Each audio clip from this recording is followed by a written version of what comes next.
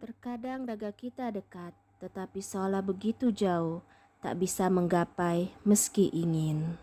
Assalamualaikum, jumpa lagi di channel Zakhepat Love Stories. Cerbung Aku, Kamu, dan Ryuni diambil dari karya Zakhepat Azawa yang berjudul Senandika Rasa. Selamat menikmati. Setelah perjuangan panjang dan berat, akhirnya malam ini Abimana berhasil membuat Pahira berhenti merajuk.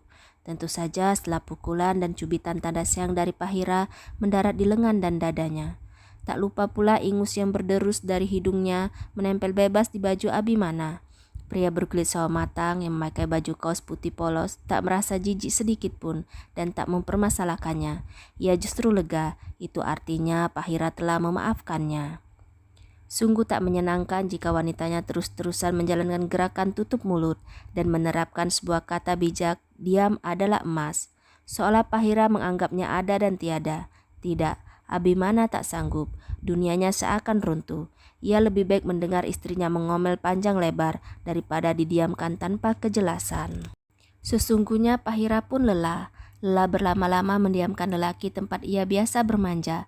Penat rasanya memberi kode pada pria yang diharap segera mengerti, tetapi tak kunjung peka. Ya, baginya merajuk adalah sebuah kode bahwa ia kurang perhatian dan merasa diabaikan. Namun, ia malas berterus terang apa maunya. Ia ingin Abimana menunjukkan perhatiannya bukan karena diminta. Sadar tak sadar, merajuk menjadi tindakan yang paling sering ia lakukan sebagai upaya protes pada sang suami. Pahira kini telah lelap, terbuai dalam dekapan hangat Abimana.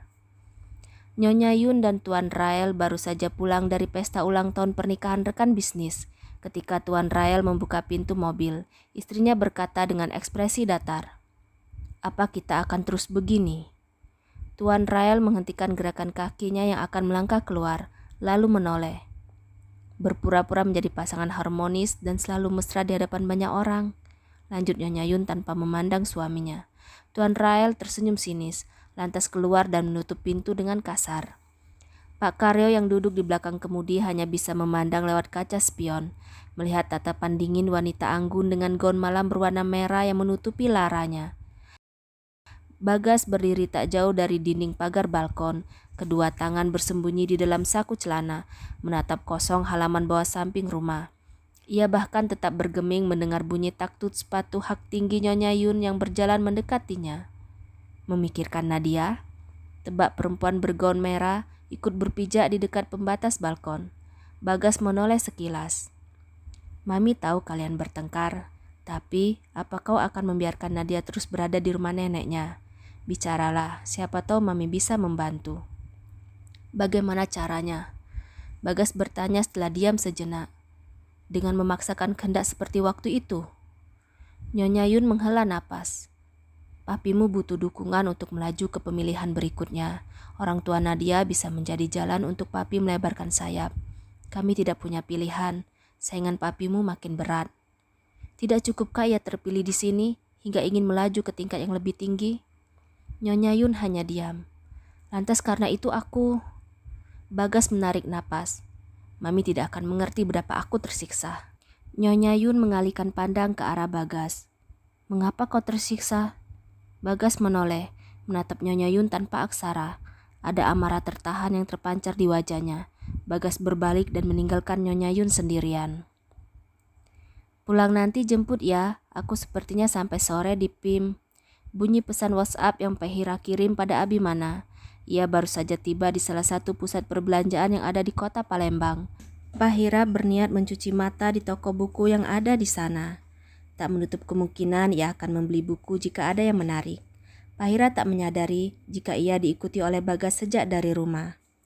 Pahira berjalan ke dalam, langkahnya terhenti di atrium, sebab dilihatnya ada meet and greet beberapa chef yang menjadi juri dalam acara MasterChef yang tayang di salah satu stasiun televisi Indonesia. Keadaan belum terlalu ramai, sebab acara utama dimulai 1 jam lagi. Namun, panitia sudah menyapa para penonton yang kebanyakan ibu-ibu muda seumuran dengan Pahira, dengan berbagai acara pembuka yang amat menarik. Pahira seolah lupa tujuannya datang ke PIM. Ia kini berpijak di antara para penonton lainnya, menyaksikan orang yang tengah berdiri di panggung dengan keterampilannya bermain sulap. Fokus Pahira teralih, tatkala perempuan-perempuan di sana ribut menyebut seseorang sambil merekam menggunakan telepon genggam. Bukankah dia pengusaha muda yang sukses itu? Benar, ia pengusaha muda yang terkenal itu. Wah, dia benar-benar tampan. Lihat, dia berjalan mendekati kita. Bersaut-sautan suara yang terdengar. Pahira mengalihkan pandang mengikuti arah mata para kerumunan. Matanya membulat ketika dilihatnya Bagas berjalan ke arahnya, memperpendek jarak di antara mereka. Semua mata kini tertuju pada Pahira dan Bagas yang saling menatap dalam jarak tak sampai semeter. Jangan kabur lagi. Bagas menatap tajam Pahira. Pahira mengalihkan pandang ke arah lain dengan ekspresi cemas. Biar saja semua orang tahu bahwa aku mencintaimu. Bukankah dia sudah menikah dengan Nadia, sang desainer terkenal? Tutur seorang wanita. Benar, lantas siapa wanita berhijab itu? Pengunjung lain ikut bertanya. Wah, berhijab tapi ternyata mengganggu suami orang. Dasar tidak tahu diri, hujat perempuan lainnya. Semakin ramai orang-orang mengambil foto dan merekam kejadian itu. Pahira menggigit bibir, matanya mulai berembun. Dengan tergesa ia menjauh dari kerumunan, keluar dari atrium menuju halaman depan mall. Bagas bergegas menyusul, suara-suara makin ramai, berspekulasi tentang kejadian barusan.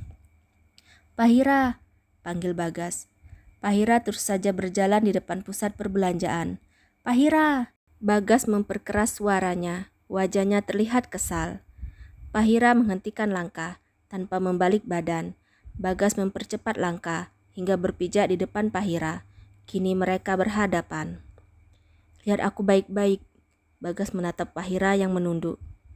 Bagas, ucap Pahira setelah hening beberapa saat. Bagas, aku menjadi gila karena kau menolakku. Tapi aku berusaha menerima karena mengira kau akan bahagia jika aku menjauh.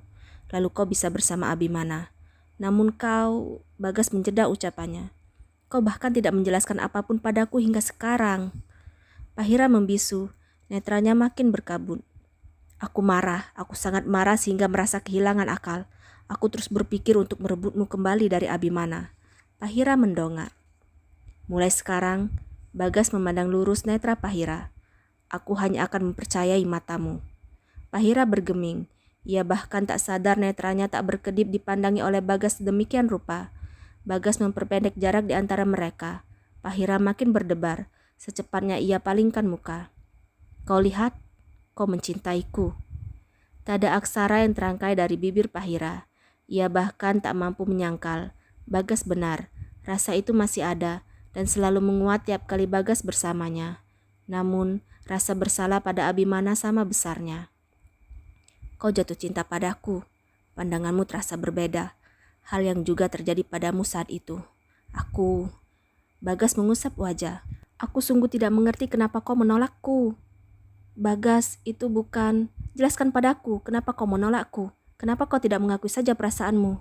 Bagas, lihat baik-baik perasaanmu saat ini. Pahira mendongak. Aku tidak akan melepaskanmu lagi. Bagas menatap tajam netra Pahira, tanpa alasan yang jelas. Ya, bersambung deh. Tunggu dulu, aku kasih quote nih buat kamu hari ini. Berpikir yang baik, berkata yang baik, berdoa yang baik.